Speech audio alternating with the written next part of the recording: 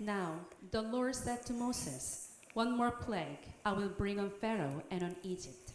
After that he will let you go from here.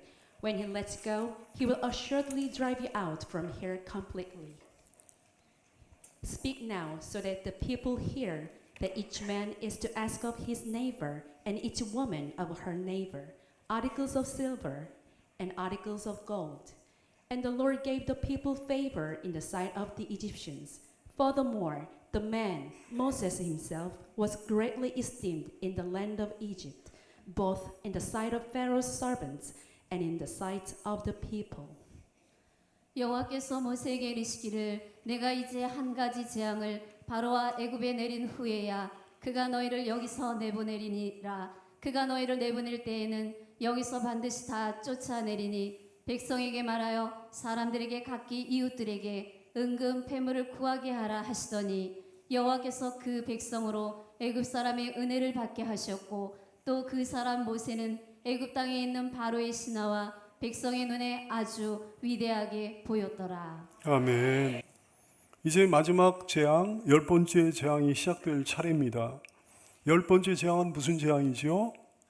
초태생이 죽는 재앙이에요. 다시 말해 처음 난 것들이 죽는 재앙입니다. 애굽에 속한 것으로서 처음 난 것이라면 사람도 죽고 생축도 죽고 다 죽는 재앙이에요. 사람들의 장자와 가축 중에 초태생이 다 죽는 재앙이죠. 이 엄청난 재앙을 하나님께서는 그냥 내리지 않으셨습니다. 모세에게 미리 다 말씀을 해주셨습니다. 또 바로에게 전하게 하셨습니다. 예고하신 다음에 재앙을 내리신 거예요. 말씀으로만 예고하신 게 아닙니다. 앞선 9가지의 재앙을 통해서도 이미 다 예고해 주셨습니다. 하나님께서 애굽 땅에 내리신 10가지 재앙은 처음 시작할 때부터 마지막 10번째 재앙까지 가면 갈수록 재앙의 강도가 더 커졌던 거예요. 가면 갈수록 더 무서운 재앙이 돼갔던 거예요. 그래서 마지막 재앙이 얼마나 무서운 재앙이 될 건지를 미리 예고하시고 경고하셨던 거죠. 그뿐이 아닙니다. 주님은 이미 심한 돌림병의 재앙을 통해 하나님 당신이 생명을 없앨 수 있는 분이라는 사실을 말씀해 주신 거예요. 돌림병의 재앙을 통해 불순종하고 거역하는 자에게 생명의 심판을 내릴 수 있다는 사실을 경고하셨던 거죠. 우리 하나님은 재앙을 내리실 때 그냥 내리시지 않습니다. 마른 하늘에 갑자기 날벼락 떨어지는 식으로 갑자기 재앙을 내리시지 않아요. 미리 예고하십니다. 미리 경고하십니다. 전조를 보여주십니다. 성경을 통해 말씀하시고 말씀을 통해 말씀하시고 사건을 통해 말씀하십니다. 특별히 말씀을 통해 복과 저주의 경고를 너무나 분명히 내려주시는 거예요. 말씀 앞에 목이 곧은 백성이 되면 위험한 것은 바로 그 때문에 위험한 거죠. 정말 위험합니다. 존귀한 성도 여러분이요, 말씀을 듣는 여러분이요, 말씀 앞에 고집스러우면 정말 위험합니다. 늘 하나님 앞에서 신령한 귀가 열려져야 돼요. 무슨 말씀을 하기만 하면 그 말씀에 따라 즉각적으로 민감하게 반응하는 성도가 되기 바랍니다. 잘한다 칭찬하시는 것은 더 잘하기 바라고, 안 된다 경고하시는 것은 곧바로 중단하는 성도가 되기를 축복합니다. 하나님은 10번째 재앙의 예고와 함께 그 결과도 미리 말씀을 해주셨습니다.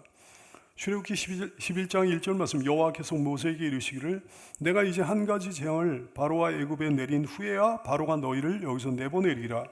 바로가 너희를 내보낼 때는 여기서 반드시 너희를 다 쫓아낼 거다 말씀하셨습니다. 마지막 싸움의 결과가 어떻게 됩니까? 당연한 거죠. 바로가 패배하는 거예요. 그건 당연하지만 패배도 이만저만한 패배가 아니에요. 아주 치욕적인 패배에 대해서 말씀하셨어요. 두 손 두 발 다 들게 되는 패배에 대해서 말씀을 하신 겁니다. 결과를 보니까 바로가 얼마나 뜨겁게 되었는지 아예 이스라엘 백성들을 쫓아내게 될 거다 말씀하셨습니다. 인심 쓰면서 내보내는 게 아니라는 거예요. 제발 가달라고, 제발 빨리 이 땅을 떠나달라고 쫓아내듯이 그렇게 이스라엘 백성들을 보내게 될 거다 말씀하신 겁니다. 보배로운 교우들이여, 여러분 알아야 됩니다. 우리 하나님이 우리에게 주시는 승리는 턱걸이 승리가 아니에요. 간신히 이기는 승리가 아닙니다. 적당히 타협해서 얻게 되는 승리가 아니에요. 어느 쪽이 이겼는지 확실하지 않은 정치적인 승리가 아닙니다. 하나님이 우리에게 주시는 승리는 상대방을 묵사발내는 승리예요. 원수를 작살내는 승리라고요. 우리는 잘 되고 마귀는 아주 쫄딱 망하는 승리를 하나님이 우리에게 주신 거예요. 우리는 복을 받고 우리 원수들은 저주를 받는 승리를 우리에게 주신 거예요. 우리는 천국에 가고 원수들은 지옥에 떨어지는 승리를 우리에게 주신 거예요. 통쾌한 승리자임을 깨닫는 여러분 되기 바랍니다. 통쾌한 승리자답게 사는 성도가 되기를 바랍니다.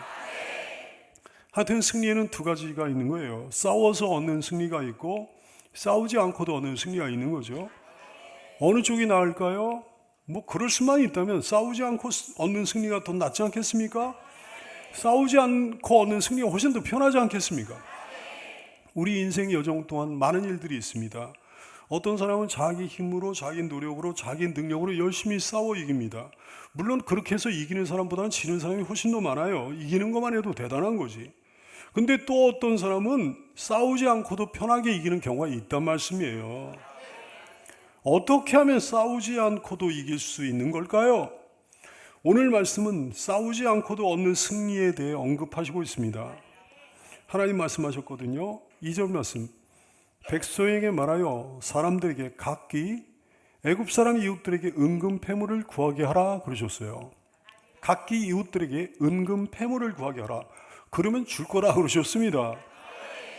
애굽 사람들에게 이스라엘 사람들이 애굽 사람들에게 손을 내밀면 애굽 사람들이 군말 없이 줄 거라고 그러신 거예요. 어떻게 이런 말도 안 되는 일이 벌어질 수 있는 겁니까? 하나님이 이스라엘 백성들로 하여금 애굽 사람들에게 은혜를 받게 하셨기 때문입니다. 출애굽기 11장 3절 말씀, 여호와께서 그 백성으로 이스라엘 백성으로 애굽 사람의 은혜를 받게 하셨고 또 그 사람 모세는 애굽 땅에 있는 바로의 신하와 백성의 눈에 아주 위대하게 보였더라. 하나님께서 그렇게 해주신 거예요. 하나님께서 그렇게 세워주신 거죠. 이미 하나님께서 다 약속하신 바가 있었습니다. 출애굽기 3장 21절 이하의 말씀, 내가 애굽 사람으로 이스라엘 이 백성에게 은혜를 입히게 할지라. 너희가 나갈 때 빈손으로 가지 아니하리니 너희가 출애굽할 때 빈손으로 출애굽하지 아니하리니 여인들은 모두 애굽 사람인 이웃 사람과 및 자기 집에 거류하는 애굽 사람인 여인들에게 은폐물과 금폐물과 의복을 구하여 너희 자녀를 꾸미라. 너희는 애굽 사람들의 물품을 취하리라 그러셨어요. 그 약속을 이제 이루시려고 하는 거죠. 너희가 애굽 사람들의 물품을 취하리라 그러셨어요. 고대 세계에서 다른 사람들의 물품을 취하는 건 절대 쉬운 일이 아니에요. 무척 어려운 일입니다. 저절로 되는 게 아니라고요.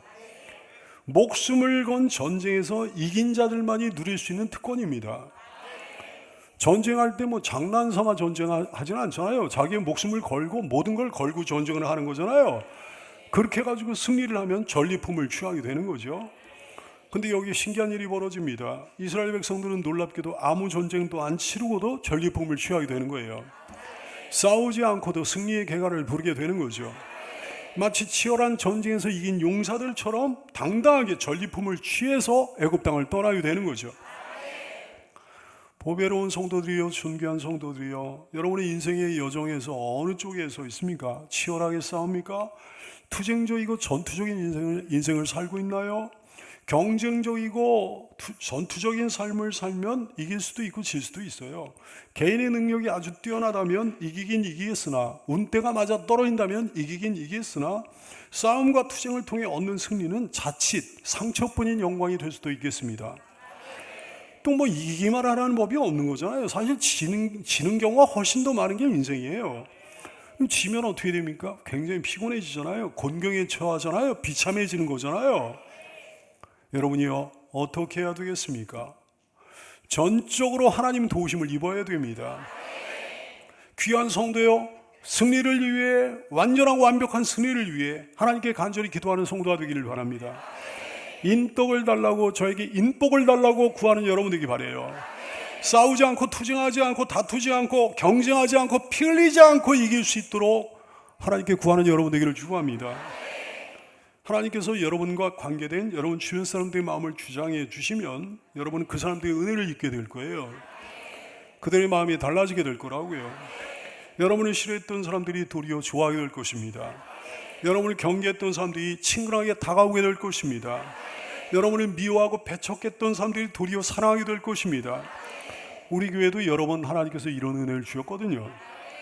잠언서 3장 3절 이하의 말씀, 인자와 진리가 내게서 떠나지 말게 하고 그것을 내 목에 매며 내 마음판에 새기라.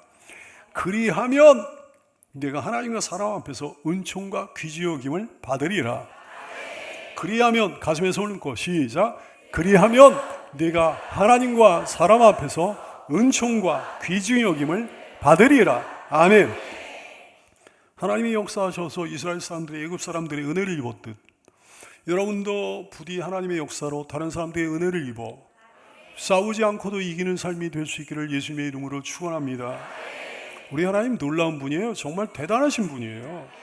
우리는 우리 하나님에 대해 아직도 모르는 게 너무나 많아요. 원래 이스라엘 백성들은 장정들만, 남자들만 간신히 애굽을 빠져나가게 돼도 다행이라고 여겼을 거예요. 그렇지 않습니까? 애굽이 어떤 나라예요? 바로가 어떤 왕입니까? 철혈 제왕 바로가 다스리는 대제국 애굽으로부터 장정들만, 남자들만 간신히 빠져나가도 다행이라고 여겼을 건 뻔한 일이죠. 사실은 그런 희망조차도 전혀 없었습니다. 거기에 좀 더 욕심을 품는다면 재산은 놔두더라도 여자들과 아이들을 포함한 사람들만 다 빠져나가게 돼도 다행이라고 여겼을 거예요. 물론 거기까지는 꿈도 꾸지 못했습니다. 거기에 뭐 좀 더 욕심을 품는다면 가축들까지 데리고 나갈 수 있다면 금상첨화가 아닐까 생각했을 거예요. 물론 거기까지는 꿈도 꾸지 못했습니다.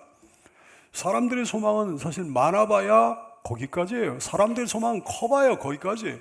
거기서 더 욕심을 품으면 사람들이 욕합니다.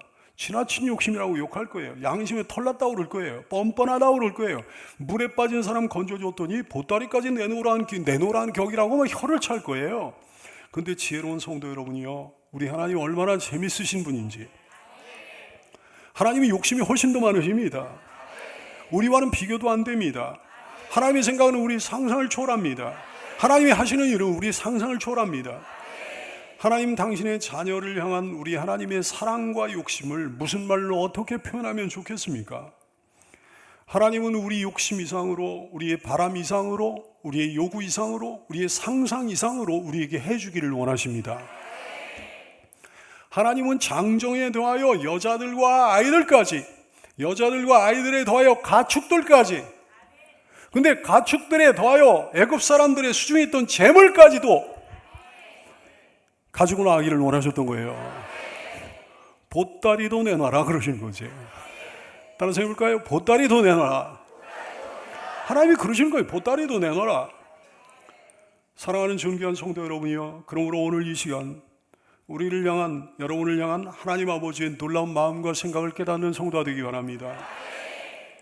이는 내 생각이 너의 생각과 다르며 내 길은 너의 길과 다름이니라. 여호와의 말씀이니라. 이는 하늘이 땅보다 높음같이 내 길은 너의 길보다 높으며 내 생각은 너의 생각보다 높음이니라. 참으로 그렇지 않습니까? 우리는 염치를 많이 따집니다. 우리 하나로 교우들은 다 그렇잖아요. 염치를 많이 따지잖아요. 염치 없는 요구는 하지 않으려고 그러는 거예요. 염치 없는 생각도 안 하려고 그러는 거예요. 너무나 그런 예절 바른 의식에 맞춰 살다 보니까 하나님을 향해서도 그런 태도를 가지게 된 거 아닌지요? 세상에서 이리저리 치고 뭐 밟히고 하다 보니까 하나님을 향해서도 너무나 조심스러운 마음을 갖게 된 거 아닌지. 아유, 염치 없는 생각 하지 말아야지. 염치 없는 요구는 하지 말아야지. 염치 없는 기도는 하지 말아야지. 사람을 대하여 예의를 갖추듯 하나님을 향해서도 최대한 예의를 갖추게 된 거 아닌지요? 보배로운 성도요, 오늘의 사건을 통해 또 하나님 말씀을 통해 성경의 모든 사건들을 통해 하나님 앞에서 그런 태도가 언제나 옳은 것은 아니라는 사실을 알아야 되겠습니다. 하나님 정말 좋은 아버지셔요. 우리의 상상을 초월할 정도로 사랑이 많으신 아버지셔요. 더 간절히 매달려도 됩니다.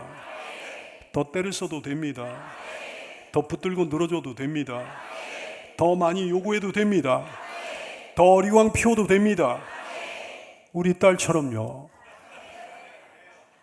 우리가 원하는 것보다 내가 원하는 것보다 훨씬 더 좋은 것을 선물하기를 기뻐하시는 하나님을 믿는 마음이 여러분에게 불릴 듯 일어날 수 있기를 예수님의 이름으로 축복합니다. 모세는 바로에게 하나님 말씀을 전했습니다. 그 말씀은 어떻게 시작됩니까? 밤중에 내가 애굽 가운데로 들어가리니, 이렇게 시작됩니다. 모세가 바로에게 이르되 여호와께서 이와 같이 말씀하셨습니다. 밤중에 나는 하나님을 얘기하는 거예요. 밤중에 나 하나님의 애굽 가운데로 들어갈 거다 그랬어요. 지금까지의 재앙과는 차원이 다른 재앙이에요. 지금까지는 어떤 재앙이었습니까? 하나님의 지시에 따라 모세와 아론이 대신 집행한 재앙이었습니다. 근데 마지막 재앙은 그런 재앙이 아니에요. 하나님께서 친히 집행하십니다. 하나님께서 친히 실행에 옮기시는 재앙이에요. 밤중에 내가 애굽 가운데로 들어갈 거다 그랬어요. 이거는 인류 최후의 재앙과도 일맥상통합니다. 인류의 마지막 재앙이요. 여러분 아시죠? 인류 역사상 재앙은 늘 있어 왔어요. 과거에도 있었습니다. 현재에도 있습니다. 미래에도 있을 겁니다. 하나님 여러 가지 재앙들을 통해 인류에게 경고의 메시지를 던져오신 거예요. 앞으로도 그렇게 하실 거예요.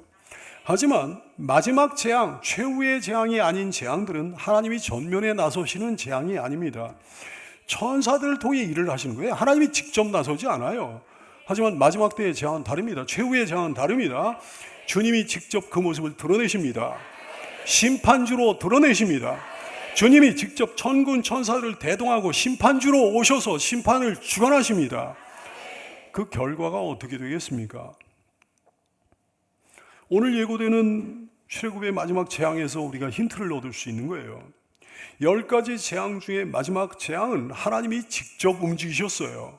그러자 그 결과가 두 가지로 나타납니다. 뭡니까? 한쪽은 구원이에요. 다른 한쪽은 심판이에요. 그렇습니다. 하나님의 임재는 항상 두 가지 결과를 가져옵니다. 의인에게는 구원입니다. 악인에게는 멸망이요, 심판이요, 형벌입니다. 그러니 재림의 그날은, 예수님이 재림의 그날은 어떤 날이 되겠습니까? 어떤 사람들에게 말할 수 없이 끔찍하고 무시무시한 재앙의 날이 되는 거죠. 반면에 우리에게는 가장 기쁘고 행복하고 영광스러운 날이 되는 거죠. 그날을 기다립니다. 그날을 사모합니다. 마지막 10번째 재앙은 장자의 재앙이에요. 고대 세계는 가부장 중심의 사회입니다. 그들은 대부분 장자를 중시했습니다. 애굽 때 예외가 아니었어요. 애굽이든지 어디든지 다 그랬습니다. 애굽에서 장자는 가계를 잇는 계승자임과 동시에 한 가문의 대표자였습니다. 따라서 장자에게는 더 많은 권위와 더 많은 재산이 주어진과 동시에 다른 형제들보다 훨씬 더 막중한 책임이 주어졌습니다. 장자는 실로 한 가문 한 가문의 운명이 걸린 아주 고귀한 존재였던 거예요. 정말 고귀한 존재였어요. 장자들은요. 그런 모든 장자들을 하나님이 다 치시겠다고 하신 거예요. 다 죽이겠다고 하신 거예요. 위로는 바로의 장자로부터 아래로는 비천한 자의 장자까지 모든 장자들을 다 치시겠다고 하신 거예요. 5절 말씀, 애굽 땅에 있는 모든 처음 난 것은 왕위에 앉아있는 바로의 장자로부터 맷돌 뒤에 있는 몸종의 장자와 모든 가축의 처음 난 것까지 죽을 거다 그러셨어요. 맷돌 뒤에 있는 몸종의 장자라고 그러셨습니다. 당시의 맷돌을 우리가 쓰는 맷돌 이런 식으로 생각하면 여러분 안 됩니다. 당시에 애굽 땅에서 쓰는 맷돌은 거대한 맷돌이었거든요. 당시에 거대한 맷돌을 돌리는 거 이거 보통 일이 아니었습니다. 중노동 중에 중노동이었어요. 가장 비천한 신분의 종들이 그런 일을 했던 거예요. 대개는 포로들이 그런 일을 했고 아니면 죄수들이 그런 일을 했습니다. 근데 가장 비천한 신분을 가진 그런 종들의 장자들까지 죽임을 면할 수 없을 거다 그러셨어요. 사람들 뿐입니까? 심지어는 가축의 처음 난 것까지 전부 다 죽을 거다 그러셨어요. 왜 이렇게 하나님께서는 두루두루 심판하시는 걸까요? 상류층 인사들만 쳐도 괜찮을 것 같은데, 상류층 인사들만 쳐도 경종을 울릴 수 있을 것 같은데, 왜 하류층 사람들까지 몽땅 다 그렇게 치신 걸까요? 왜 짐승들까지 골고루 치시는 걸까요? 잘 들으세요. 심판의 보편성을 선언하신 거예요. 누구도 예외가 없다는 거죠. 그리고 이것은 구원의 보편성에 대한 선언이시기도 합니다. 누구도 예외가 없다는 거예요. 누구도 예외가 없다는 거예요. 바로의 장자는 가장 고귀한 자를 얘기하잖아요. 맷돌 뒤에 있는 몸종의 장자는 가장 비천한 사람을 얘기하는 거예요. 아무리 대단한 존재라도 제외되지 않는다는 거지. 반대로 아무리 하찮은 존재라도 제외되지 않는다는 거지. 계시록 20장 12절 말씀, 또 내가 보니 죽은 자들이, 여러분 교회 다닌 지 얼마 안 된 분 있나요? 신앙생활 시작한 지 얼마 안 된 분 있나요? 죽음 후의 세계가 진짜라는 사실을 알아야 됩니다. 이 땅에 짧은 인생은 아무것도 아니라는 사실을 알아야 돼요. 죽음 후에 심판이 있는 거예요. 죽음 후에 세계가 있는 거라고요. 또 내가 보니 죽었던 자들이 큰 자나 작은 자나 이 땅의 삶을 살아가는 동안에 아무리 대단했던 사람이나 아무리 보잘것없었던 사람이나 큰 자나 작은 자나 하나님의 심판 보좌 앞에 서 있더라면 하나님 말씀하신 거예요. 그런데 그 책들이 펴있고 또 다른 책이 펴졌으니 그 생명책이라 죽은 자들이 자기 행위를 따라 책들에 기록된 대로 심판을 받는다 말씀하셨습니다. 큰 자나 작은 자나 예외가 없는 거예요. 한 사람도 제외되지 않는 거예요. 존귀한 여러분이요, 그리스도를 중심으로 해서 심판과 구원이 나뉘는데 그리스도를 거역한 사람 반드시 심판을 받고 지옥에 떨어지고, 그리스도께 순종하고 그리스도를 믿은 사람은 반드시 구원을 받아 영원한 천국에 입성하게 되는 이 만고불변의 진리를 절대로 잊지 않는 성도가 되기를 축원합니다. 그러므로 우리가 전도해야 될 대상에 예외가 있을 수가 없는 거예요. 연세가 많은 분들에게도 복음을 전하고 유치원생 어린이한테도 복음을 전하는 전도자로 사는 여러분 되기를 축원합니다.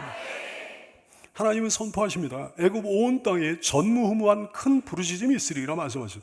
6절 말씀, 애굽 온 땅에 전무후무한 큰 부르짖음이 있으리라. 애굽 사람들의 장래 풍습 가운데 하나는 큰 곡성입니다. 그냥 우는 게 아니에요. 그 당시 애굽 사람들이요, 몸부림치면서 두 손으로 가슴을 두드리면서 슬픈 소리를 울어냈어요. 근데 오늘 하나님께서 예고하신 이 부르짖음은 단순히 장례식장이나 무슨 화장터에서 울리는 그런 울음소리 정도 아닙니다. 여러분, 무슨 오랫동안 병을 앓았던 사람이 가는 거 아니잖아요. 뭐 어떤 집안에서 그런 일이 벌어졌다고 한다면 충격은 있겠으나 그 충격이 그렇게 심하지는 않지요. 노안으로 어떤 분이 가셨다고 해도 그 충격이 그렇게 심하지 않지요. 근데 이거는요, 온 집집마다 장자들이 급사한 거예요. 장자들이 급사한 충격이 온 집집마다, 온 가문마다 있는 거예요. 애굽의 온 가정에서 동시다발로 쏟아지는 통곡 소리, 애곡 소리가 들리는 거지. 오늘 말씀은 이것을 전무후무한 큰 부르짖음이다 이렇게 표현을 했습니다. 누가 누구를 위로할 수 있겠습니까? 누가 누구를 도와줄 수 있겠습니까? 여러분, 대반전이에요. 우리가 출애굽기를 쭉 봐왔죠. 얼마 전까지만 해도 괴로움에 몸부림치고 울부짖었던 게 누구였습니까? 하나님의 백성들이었어요. 이스라엘 백성들이었어요. 근데 이제는 아니에요. 하나님의 백성들을 그리도 괴롭혔던 애굽 사람들이 훨씬 더 큰 괴로움에 몸부림치게 되는 거예요. 존귀한 성도 여러분이요, 여러분에게 어떤 괴로움이 있고 세상 사람들은 괴로움이 없는 것 같이 보일지라도 억울해할 것 전혀 없습니다. 여러분의 하늘아버지 살아계시거든요. 얼마 지나지 않아가지고 완전히 반전들의 역사가 일어나게 될 것입니다. 애굽 사람들의 슬픔과 이스라엘 백성들이 당했던, 그전에 당했던 슬픔에는 한 가지 엄청난 차이점이 있습니다. 지금 슬픔을 당한 애굽 사람들은요, 위로받을 대상이 없어요. 의뢰할 대상이 전혀 없어요. 자기들을 보호해줘야 될 바로, 자기들이 위로받아야 될 그 바로도 자기들과 똑같은 처지야. 자기들과 똑같은 상황이에요. 바로도 장자를 잃어버렸어요. 근데 무슨 의지의 대상이 되겠습니까? 바로한테 어떻게 위로를 받을 수가 있겠습니까? 하지만 이스라엘 백성들은 고욕으로 인해 신음할 때 탄식하며 하나님께 부르짖었어요. 출애굽기 2장 23절 말씀, 여러 해 후에 요셉을 알던 애굽 왕은 죽었고 이스라엘 백성들을 선대하던 애굽 왕은 죽었고 이스라엘 자손은 이제 고된 노동으로 말미암아 탄식하며 부르짖으니 그 고된 노동으로 말미암아 부르짖는 소리가 하나님께 상달된지라. 엄청난 차이예요. 비슷한 슬픈 일을 당합니다. 비슷한 괴로움을 당합니다. 그러면 세상 사람들은 다 나자빠지게 될 것입니다. 하지만 여러분은 절대로 그렇게 되지 않을 거예요. 의지할 대상이 있기 때문입니다. 의뢰할 대상이 있기 때문입니다. 하나님을 찾아와 부르짖기 때문입니다. 그러므로 잠언서 24장 16절 말씀하는 거예요. 대저 의인은 7번 넘어질지라도 다시 일어나려니와. 우리가 아까 찬양했죠? 다시 일어섭니다. 찬양했죠? 우리는 오뚜기예요. 근데 악인은 재앙으로 말미암아 엎드러지고 못 일어난다 그러셨습니다. 이스라엘 백성들의 부르짖음이 하나님께 상달돼서 출애굽의 역사가 일어나게 됐듯이 여러분의 부르짖음이 반드시 하나님께 상달돼서 기적의 역사가 일어나게 될 줄로 믿게 되기를 축원합니다. 이제 애굽 땅에는 말로 표현할 수 없는 엄청난 일이 벌어지게 되는 거예요. 하지만 하나님이 보호하시는 이스라엘 자손에게는 아무 일도 생기지 않습니다. 오늘 말씀해 보니까 개 한 마리도 그 혀를 움직이지 않는다 그랬어요. 출애굽기 11장 7절 말씀, 그러나 이스라엘 자손에게는 사람에게나 짐승에게나 개 한 마리도 그 혀를 움직이지 아니하리니 여호와께서 애굽 사람과 이스라엘 사이를 구별하는 줄을 너희가 알리라 그러셨습니다. 주변의 환경 변화에 가장 민감한 동물이 개 아닙니까? 청각과 후각이 사람보다 몇백 배 발달했거든요. 그래서 개는 어떤 조그만 일만 새겨도 짖게끔 되어 있습니다. 하나님이 그렇게 만들어 두신 거니까요. 하지만 이스라엘 각 가정에는 고요한 평안만이 깃들 것이기에 그 짖기 좋아하는 개조차도 조용히 있을 거란 말씀이에요. 얼마나 대조적입니까? 얼마나 하나님께서 구별을 해놓으셨습니까? 애굽 사람들의 영역에서는 한 사람도 빠짐없이 대성통곡하면서 울부짖어가지고 곡소리로 떠나갈 듯한 상황인데, 이스라엘 사람들의 영역에서는 그 짖기 좋아하는 개조차도 조용할 거라니. 할렐루야. 하나님이 사랑하시는 신실한 성도요, 하나님을 의지하는 신실한 성도요, 하나님께서 여러분의 집안을 보호하셔서 여러분 주변이 온통 시끄러운 환난 중에도 고요가 깃드는 은혜를 받게 되기를 예수님의 이름으로 축복합니다. 기도하겠습니다.